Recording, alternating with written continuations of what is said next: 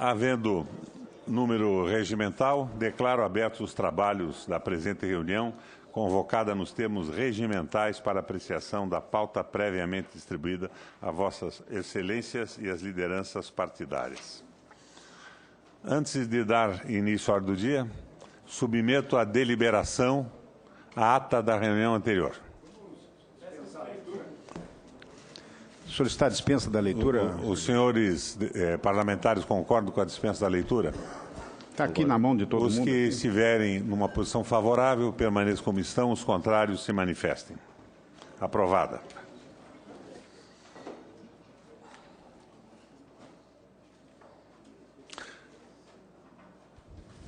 A Secretaria da Comissão enviou aos gabinetes um comunicado sobre os procedimentos da viagem oficial para a sessão preparatória e a sessão ordinária do Parlasul no dia 17 de agosto em Montevidéu. Nós temos ainda um número enorme de vagas nas comissões, são 10 comissões. A nossa delegação tem 4 membros em cada uma. Nós vamos presidir 2 e teremos o vice-presidente de outras 2. Na sessão passada, nós acordamos que a vice e as presidências nós vamos discutir lá no Parlasul, dependendo do interesse dos senhores parlamentares, para a gente não ficar nas mesmas, que pode não ser o que nos agrade na ocasião. Mas estão faltando quantas indicações? 10 parlamentares ainda não se manifestaram sobre as comissões. Então, a mesa gostaria que os parlamentares se interessassem nesse presidente. assunto. A próxima reunião será dia 17 em Montevidéu.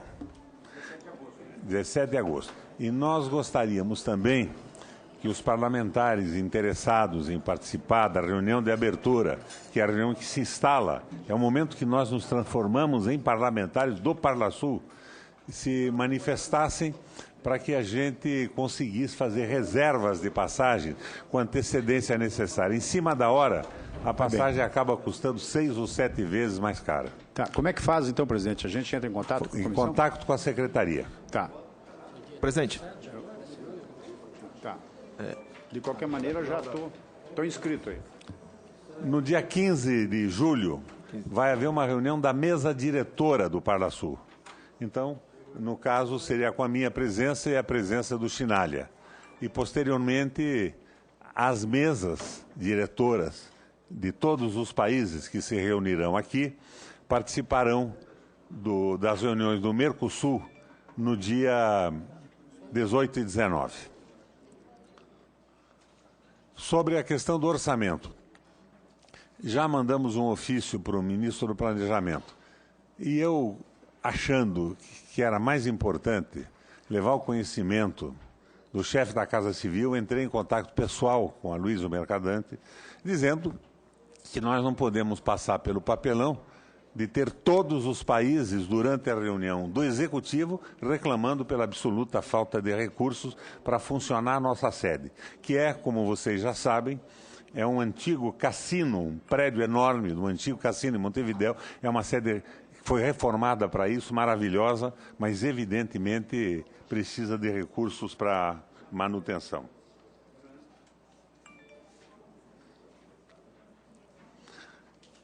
A mesa queria propor para os senhores parlamentares, a exemplo do que fizemos com o embaixador Samuel Pinheiro Guimarães, que nós realizássemos aqui uma reunião com o ex-representante do Brasil no Parlasul, que é o ex-embaixador Regis Arslanian. Ele foi quem encaminhou, até então, todas as tratativas dos tais acordos de Mercosul com o mercado europeu. E como ele encaminhou isso, é quem está extraordinariamente a par das objeções, das vantagens e do porquê isso não saiu até agora. Eu gostaria de submeter ao plenário a possibilidade de convidarmos para uma próxima reunião o embaixador Regis Arslanian. Em discussão a proposta. Não havendo quem queira discutir, em votação. Os contrários se manifestem, os que estão de acordo permaneçam como estão. Aprovada por uma gloriosa unanimidade. E o Régis está profundamente interessado em vir conversar com os parlamentares sobre os acordos, uma vez que ele foi, até então, operador disso tudo.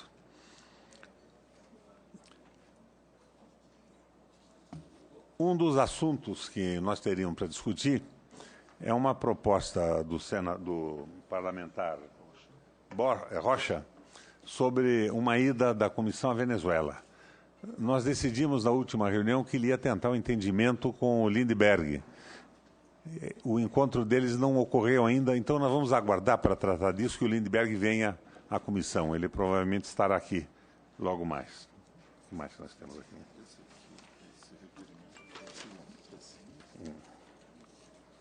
Que é para as ações administrativas, só para aprovar. Requerimento, esse recurso é pedindo para quem? É isso? O senhor e o Pedindo a quem? Pedindo aos presidentes da casa para viabilizar sim. a reunião do dia 15. Eu tenho sobre a mesa uma proposta que é minha e do parlamentar Arlindo Chinalha, que leva à deliberação da comissão um requerimento assinado por ele e por mim para viabilizarem apoio e cobertura da imprensa da Câmara e do Senado na reunião das mesas onde estarão presentes os representantes de todos os países no dia 15. Eu submeto à deliberação do plenário. Se não há ninguém que se oponha, aprovada.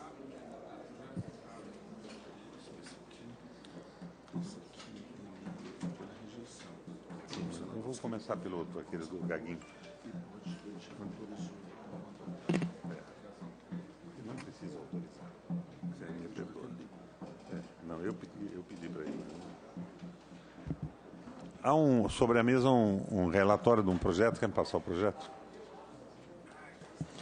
Projeto relatado pelo parlamentar Carlos Henrique Gaguin.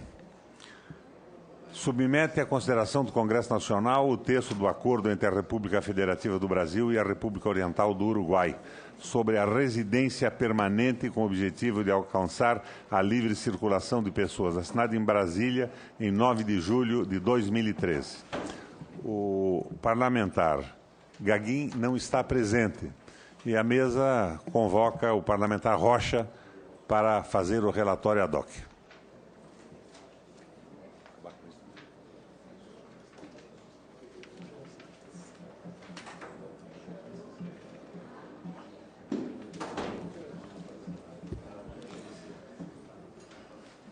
Com a palavra, o deputado Rocha. Presidente, mensagem 178 de 2015 do Poder Executivo. Submeta à consideração do Congresso Nacional o texto do acordo entre a República Federativa do Brasil e a República Oriental do Uruguai sobre residência permanente com o objetivo de alcançar a livre circulação de pessoas, assinado em Brasília em 9 de julho de 2013. O voto.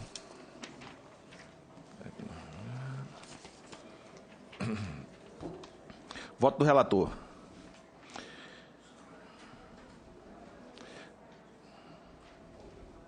Depois de um relativamente longo período de inércia e de resultados não animadores na parte econômica, temos agora um significativo avanço do Mercosul na seara da sua institucionalização política. Desde o início, com o Tratado de Assunção em 1991, os grandes objetivos do Mercosul abrangiam, além da harmonização econômica e comercial, a integração política, social e cultural. Ademais, com a concatenação das tarifas de comércio externo, o bloco pretendia alcançar a liberdade de fluxo de capitais e de pessoas, como é próprio de um mercado comum.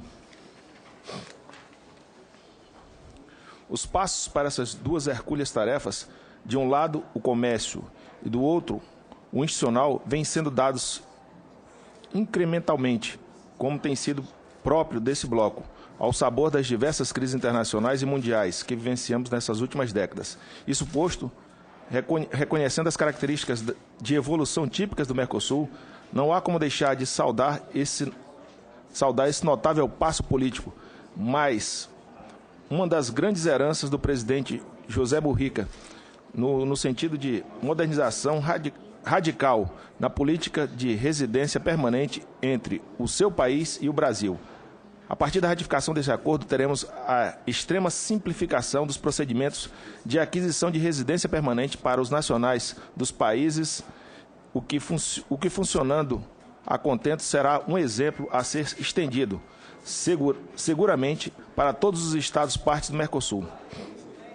É certo que o substrato comercial da integração é a base para a sua prosperidade, e quanto a isso, há muitas tarefas e correções a serem feitas. Entretanto, é também com amplo consenso que a integração só avança com eficácia quando compreende a dimensão humana e cidadã do seu escopo.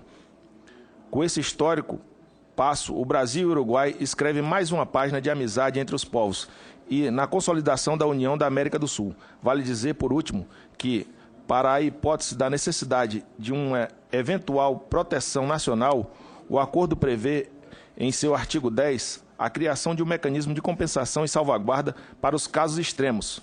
Pelo exposto, manifestamos-nos favorável à aprovação do acordo entre a República Federativa do Brasil e a República Oriental do Uruguai sobre a residência permanente com o objetivo de alçar a livre circulação de pessoas, assinada em Brasília em 9 de julho de 2013, nos termos do projeto de decreto legislativo que apresento.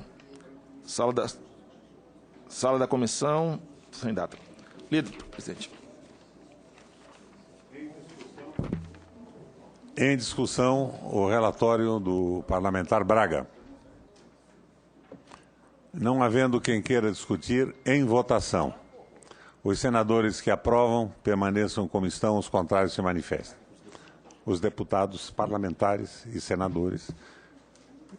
Eu acho que eu vou ter que trocar o secretário aqui. Ele resolveu ser um Espírito Santo de orelha. Aprovado. Nós distribuímos alguns processos. O senador Valadares já apresentou o seu relatório, foi aprovado na reunião passada. Temos uma distribuição para o parlamentar Arlindo Chinalha, de autoria do Assir Gurgax, distribuída para Vossa Excelência. Temos o Arthur de Oliveira Maia, com um projeto do Aguinaldo Ribeiro. A Benedita Silva, com um projeto do Roner Meyer. Temos o senador Blairo Maggi, com um projeto do Eduardo Amorim. Não foi devolvido ainda, né? Não, né? Carlos Henrique Gaguin, foi exatamente este projeto colocado agora. O Celso Russomano tem a relatoria de um projeto do Poder Executivo, que submete à consideração do Congresso Nacional o texto de acordo sobre o aquífero Guarani, firmado em San Juan, República Argentina, em 2010. E temos sobre a mesa um relatório do senador Humberto Costa, que não se encontra presente, de um projeto do Paulo Paim, que autoriza o Poder Executivo a criar a Universidade do Mercosul, com sede no estado do Rio Grande do Sul, e dá outras providências. Se o plenário concorda, nós nomearíamos um relator ad hoc, uma vez que o relatório já está na mesa, que poderia ser o senador Blairo Maggi. Até porque eu já vi o voto e concordo com ele. Vamos lá. Da representação brasileira do Parlamento do Mercosul, sob o projeto de lei do Senado número 17, 2007, do senador Paulo Paim, que autoriza o Poder Executivo a criar a Universidade do Mercosul, com sede no estado do Rio Grande do Sul. Vem ao exame desta comissão o projeto de lei do Senado, número 17, 2007, de autoria, então, do senador Paulo Paim, cujo propósito é autorizar o Poder Executivo a criar a Universidade do Mercosul, sediada no estado do Rio Grande do Sul. O conteúdo normativo do PLS cinge-se a 6 artigos. O artigo 1º do projeto do seu caput autoriza o Poder Executivo a criar a mencionada universidade nos 3 incisos e nos demais 3 incisos. Autoriza também a criação do cargo de reitor da universidade e demais cargos de direção. A dispor sobre a organização administrativa da unidade de ensino e abrir concurso público e transferências para lotar as vagas a serem criadas. O artigo 2º estabelece que a universidade terá como objetivo a oferta de educação superior, compreendendo atividades indissociadas de ensino, pesquisa e extensão, tendo como foco de atenção as suas questões dos países do Mercosul e atendimento dos estudantes dessas nações. O artigo 3º determina que a Universidade do Mercosul terá estatutos e regimentos próprios, obedecendo à legislação brasileira e a protocolos e acordos internacionais que orientem suas ações aos países membros do bloco e asseguram o reconhecimento imediato de seus diplomas acadêmicos de graduação e pós-graduação sem a necessidade de reavaliação. O artigo 4º estipula que o Conselho Superior da Universidade a ser criada terá, além da maioria dos profissionais de carreira universitária, sujeitos à legislação brasileira, representantes oficiais dos países membros do bloco, após protocolo que assim disponham. O último artigo, o artigo 5º, diz que a universidade integrará o sistema de ensino superior, devendo ser mantida, mas poderá receber financiamentos de outros países. Quer dizer, essa universidade deveria ser mantida pelo Brasil. Aí vem as justificativas. E eu vou direto ao voto, presidente, se assim posso fazer, porque a análise já explica qual o objetivo, quem banca, como faz. Então, vamos ao voto. Em face do exposto, o voto é pela rejeição do PLS 17 de 2007, em razão de sua inconstitucionalidade, a teor do dispositivo do artigo 61, parágrafo 1º, inciso 2º, a linha E da Constituição Federal. Esse é o voto, presidente. Senador Blairo, a própria mesa devia ter indeferido a tramitação desse projeto, porque ele é um projeto bom, mas ele devia ter sido apresentado, ser apresentado no Parlasul, que nós não podemos estabelecer um projeto de lei que sugere criar uma universidade no Brasil com a participação de 4, 5, 8 outros países, e ainda estabelecendo o local da sede e tudo mais. Eu acredito que seria oportuno que a própria comissão transformasse isso numa sugestão a ser levada ao Parlasul, porque daí todos os estados estariam votando e levando aos seus governos na forma de sugestão. Mas não poderíamos jamais indicar o local. Nós teríamos que aprovar a ideia de uma universidade. Presidente Requião, pela ordem. Está em discussão. Deputado Arlindo Sinalha.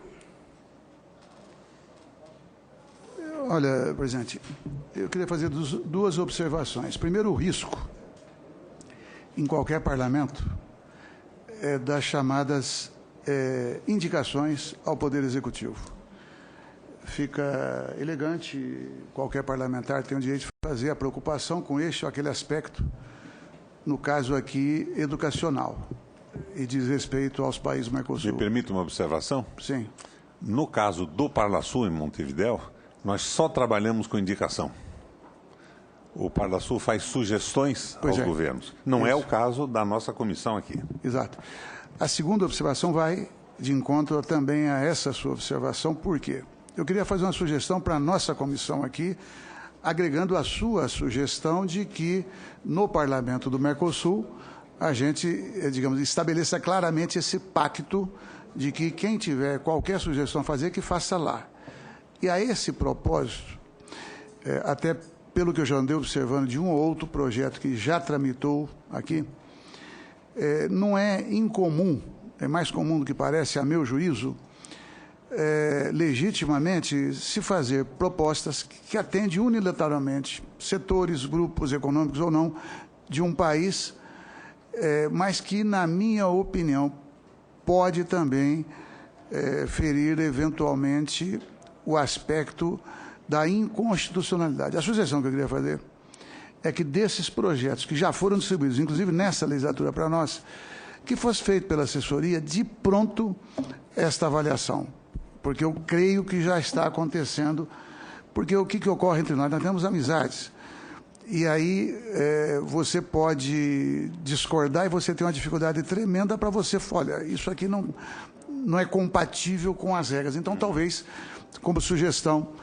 que a gente já começasse de pronto a estabelecer o que pode ou não tramitar aqui. Até porque, unilateralmente, o Brasil já fez isso, que é a universidade que funciona lá ao lado de Itaipu. A UNILA, né?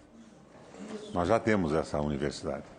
Continua em discussão o projeto. Presidente, era exatamente sobre essa questão de Foz do Iguaçu que eu ia me referir, porque tem uma iniciativa lá... Mas é brasileira. Bancada pela Itaipu Binacional, e que se diz que é a universidade do Mercosul. Então, já tem alguma iniciativa nesse sentido. Mas eu li aqui o relatório do senador Humberto, e estou de acordo com ele, não acho que... primeiro, que nós não devemos bancar isso. E segundo, não acho que não é papel nosso de ficar indicando local A, B, C ou D, senão todos nós gostaríamos de ter uma universidade dessa no Estado. Eu também quero levar para o Estado de Mato Grosso, quer dizer, não funciona assim as coisas. E reduzindo ao absurdo, imagina que o Parlasul da Bolívia fizesse uma proposta para criar uma universidade em Cochabamba do Mercosul. Está completamente fora da competência da seção brasileira. Mas eu acho que vale a pena aproveitar a sugestão e transformarmos isso, a Secretaria podia se encarregar disso, nós aprovaríamos uma próxima reunião, da criação de mais uma universidade de integração. E aonde poderia ser feita é muito mais uma decisão dos executivos dos países do que do Parlasul, uma vez que nós só trabalhamos com sugestões em Montevidéu, no Parlasul. Os senhores parlamentares que concordam com o relatório do senador Blairo Maggi permaneçam como estão. Os contrários se manifestem. Na forma proposta, então, pelo senador Arlindo Chinalha e pelo próprio Blairo Maggi, a secretaria da comissão vai se encarregar de formular uma proposta para a instalação de uma universidade dessa natureza. E cá entre nós, se cada país desse tivesse uma universidade semelhante à UNILA para receber alunos de todos os outros países, nós estaríamos andando muito bem no caminho da integração do ponto de vista civilizatório do Mercosul. O que nós temos lá? A guisa de sugestão. A minha experiência aí no Mercosul, a primeira e mais marcante é que eu entendo 20% do que é falado. Então, se pudéssemos orientar, inclusive, que ou na forma de universidade, ou de faculdade, ou de escolas, para ensinar, inclusive, as línguas, que são duas faladas, especialmente no Mercosul, já seria um avanço. Nós não temos mais assunto a tratar nessa reunião. Mas eu gostaria de submeter ao plenário uma proposta já aprovada, do convite ao embaixador Regis Arslanian, ex-representante do Brasil no Parlasul em Montevidéu, que foi quem conduziu as negociações dos acordos entre o Parlasul, entre o Mercosul e a Europa. Ele se dispôs a conversar sobre isso, uma vez que foi ele que conduziu todas as tratativas e tem condição de nos dar informações bem precisas de como anda e quais são as possibilidades disso. Se os parlamentares concordam, seria para a primeira reunião que nós fizéssemos em agosto, porque no próximo dia 15 nós teremos a reunião da mesa aqui, os 4 países e os observadores. E a próxima reunião cairá no recesso, que começa dia 17. Então, a primeira reunião, na primeira quarta-feira, após o recesso, nós traríamos o embaixador Regis. Se o plenário concorda, eu dou por aprovada a sugestão. Deputado Chinalha. Por cautela.